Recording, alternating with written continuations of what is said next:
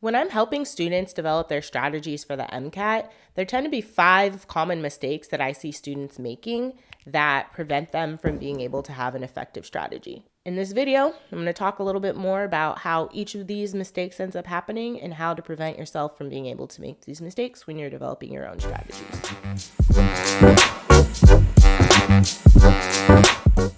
Let's say you've got 2 patients coming to see you. One patient has 5 chronic conditions that you've seen previously and you have already given medication. So all you're doing is making sure that the medications are still effective, there's not a whole lot of side effects, and there's no other conditions or symptoms that the patient is experiencing. So it is basically just a maintenance. Then you have another patient who comes in, and this patient had appendicitis 5 weeks ago, which required them to get an appendectomy or get their appendix removed. They don't have any chronic conditions. They have no other medications that they're taking aside from the medications related to the appendectomy. And so this is just to make sure that this patient is tucked into all of their outpatient services like physical therapy, making sure that they have their doctors know if they're still needing to take off time from work for the recovery, and just checking to make sure that this patient's doing well. Do you think that you need to spend the same amount of time with both patients? The same is true when you're taking the MCAT.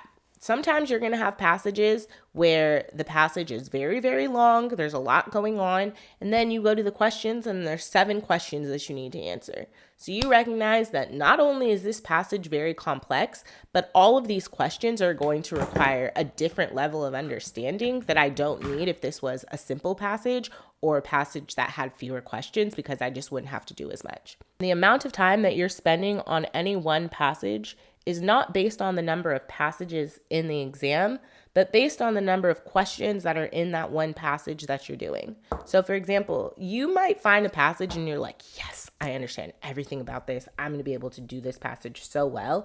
And then this passage only has 4 questions. Like, you can spend a whole lot of time making sure you answer all of those questions correctly, making sure you understand this passage well, all kinds of stuff, but it's only going to lead to you getting 4 questions correct, as opposed to a different passage where, yeah, it might be a little bit more challenging for you, but because there's 7 questions on it, you know, just based on the fact that there's more questions, I'm going to have to spend more time here. You are in charge of how you're spending your time, and you need to be pacing yourself based on the questions. As a tip, if you're not answering every single question, your pacing does not need to be 1.5 minutes per question. If you figure out how many questions you need to answer in the section to get the score that you're trying to get, then you can figure out what your pacing needs to be to figure out what else you can leave on the table, which leads into the next point. You don't need to answer 59 questions. So a lot of students make this mistake of feeling that they need to go through every single question that the MCAT throws at them because that's the way that they're going to be the most successful. And while for some students, especially students who are trying to get that perfect score, that 99th percentile score, yeah, you should be addressing every single question. Nobody starts preparing for the MCAT at a 520. Most students are starting needing to build themselves up to that kind of a score, which means that you're going to have to try a whole lot of different strategies as you figure out what works and doesn't work for you. And you can't start with, I need to answer 59 questions. Like, that's not a cute strategy. So for any section that you're doing, try to figure out 60% of those questions that you are going to attempt to answer and figure out why you're not getting those questions correct. Once you feel, okay, I know comfortably, confidently, consistently, I'm getting 35 questions correct. I know exactly what's leading me to get these questions wrong when I'm getting these questions wrong. And I have built in my own strategy to not do this. So for example, if you recognize I'm getting questions wrong because I'm missing a detail in the question stem or I'm missing a detail in the answer choices, that's something that you adapt for yourself as a strategy when you're taking the test. You're not going to do again because you know that's something that prevents you from getting the correct answer. The MCAT is testing if you are ready to be any type of physician. So there's always going to be questions that are on the MCAT that you're never going to need to know for the physician you want to be. Most med schools and all of your board exams are pass-fail. Being able to have more of an understanding may be beneficial for some aspects, but for a lot of aspects, passing is enough. Passing is sufficient. And if you're just trying to get into medical school, you want to be able to go somewhere and become a physician, you don't need to answer all 59 of the questions. If you know, I want to go to medical school for free, I want to go to one of these top tier medical schools, I want to do an MD, PhD program, I'm trying to do one of these programs that's way more competitive, yes, that comes with needing higher MCAT scores to a certain extent. So being able to understand what you're even going for will also impact what strategy you need to have for yourself. So when you're figuring out how to spend time on questions on the MCAT, you have to ask yourself, how many questions am I needing to answer, and what skills is this going to require of me to be able to answer these questions? Some questions you recognize, oh, no matter how much time I spend on this, I ain't about to know this answer. And those are questions that you would always just refer out. So same thing, if you have a patient who has an appendectomy and they ask you a question specifically about like, should I be bleeding 3 weeks out? Like, maybe, I don't know, but that's exactly why you have a surgeon and I am not your surgeon. So what I'm going to do is refer that question to the surgeon for them to be able to answer. And then I'll get back to you about that. When you go to the MCAT, be aware of your limitations and the things that you are able to do and the things that you're not able to do. This is about optimizing what you do best and leaving the rest for somebody else to figure out. When figuring out which questions to go through, start by going through the foundational concepts in the AAMC and defining which of these concepts I understand the best. For example, if you're going to say, I understand proteins and how proteins function as a foundational concept, that's not just understanding transcription and translation. That's understanding proteins as an enzyme, how Michaelis-Menten kinetics work, all of the different types of inhibition, understanding proteins not as enzymes, transport proteins, structural support within the cell. Well, how are proteins made in the first place? So how would a mutation in a protein happen? What step led to this mutated protein? And how bad was this mutation? How alternative splicing works, post-transcriptional modifications of mRNA, getting yourself to a space where like from molecular, atomic in some spaces, to cellular, to organismal, I can tell you how proteins work, how proteins function, where you will find a protein, where you will not find a protein, why you will find a protein, why you will not find a protein. And from there, ask yourself questions about proteins, whether that's doing practice passages, practice questions, or you reading a textbook and asking your own questions for yourself about proteins. Figure out what is my actual knowledge basis of proteins and how can I improve it, make it better, and is there anything that's missing in the gaps? Then you can go to the questions and say, okay, well, based on the questions that I'm answering, I'm consistently missing in detail. So it's not that I don't understand proteins. It's that when I'm thinking about proteins, I'm not always thinking about the class of proteins. So that's something that I need to make sure I'm also checking. When you're reviewing to that level, it makes it a lot easier for you to have confidence that you're eliminating incorrect answers for the right reasons, and that therefore increasing your likelihood of getting the answer correct. Another thing students do is think that the passage was somehow well written.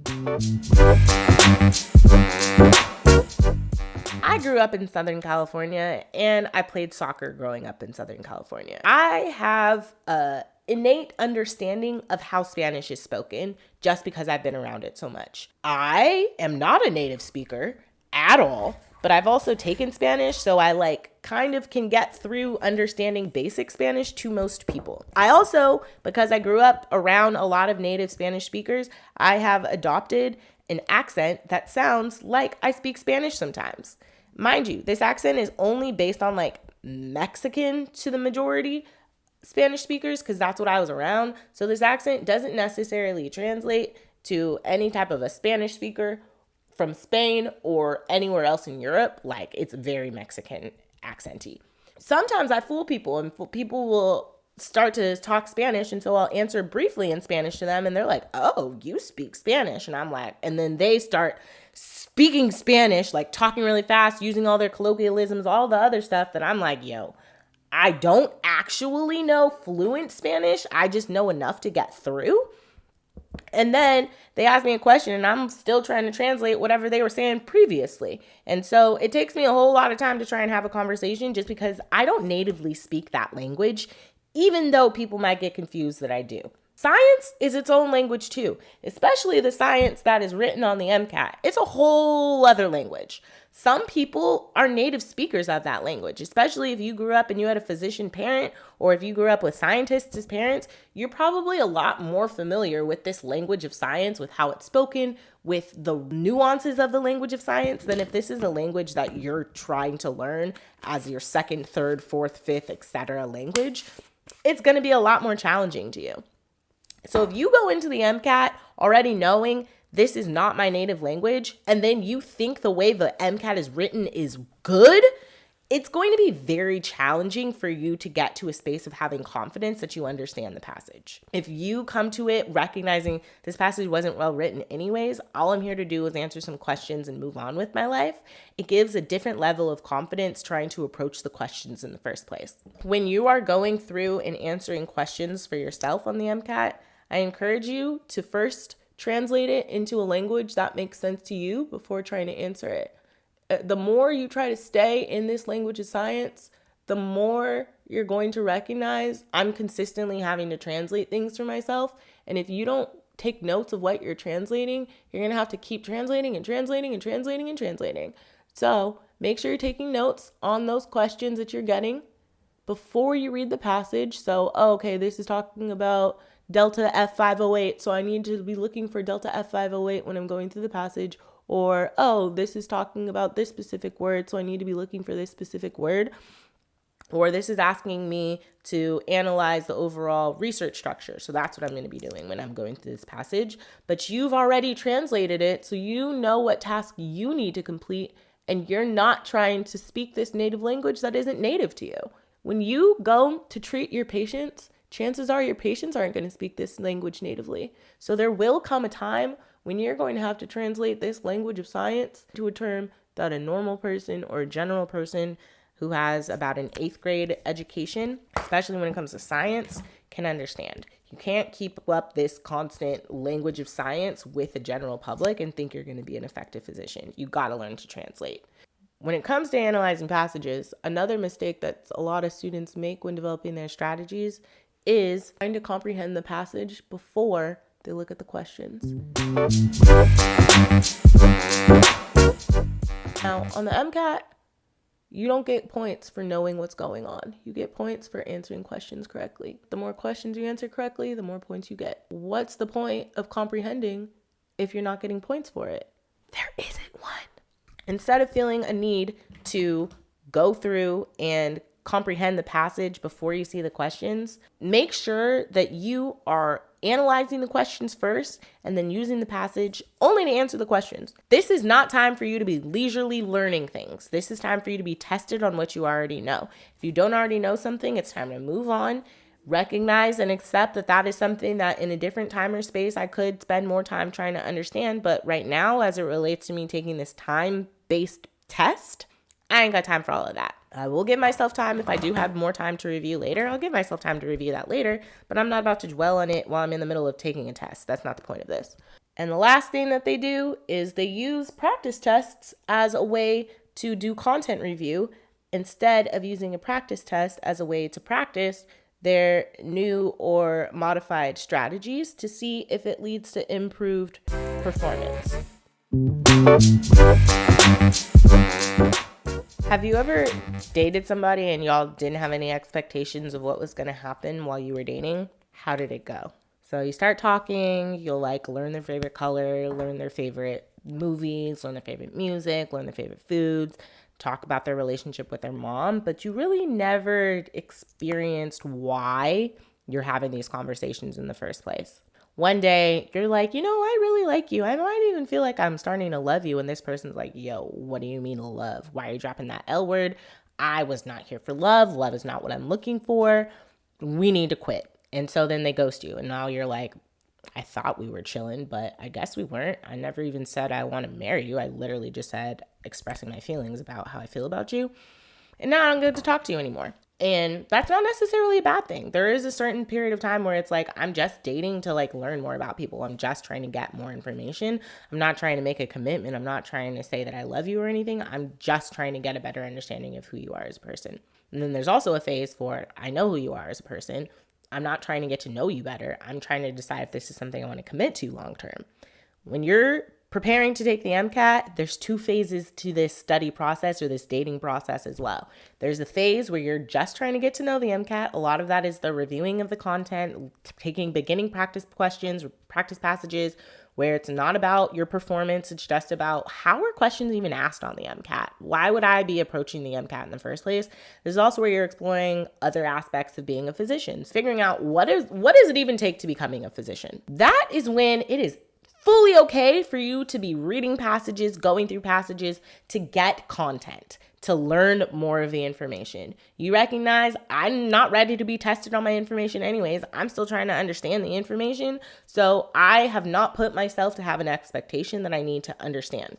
My expectation here is to just try. Then there's another level where you've done some of your review. You've already tried some things, and now you're at a space where you're like, okay, I know that I've reviewed, my review went okay, but I know there's probably some more things I need to review. I just need to try something right now.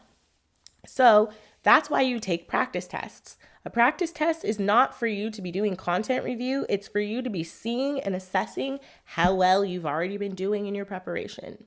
And if you try to use this practice test not as an assessment of how you're doing, but as a way for you to learn more information, you're never going to develop a strategy that works for you because you've never put yourself into a space where you're taking it seriously like the actual thing. Most people who end up getting married or end up in long-term relationships aren't with the first person they ever dated. It takes time to figure out what works for you and doesn't work for you.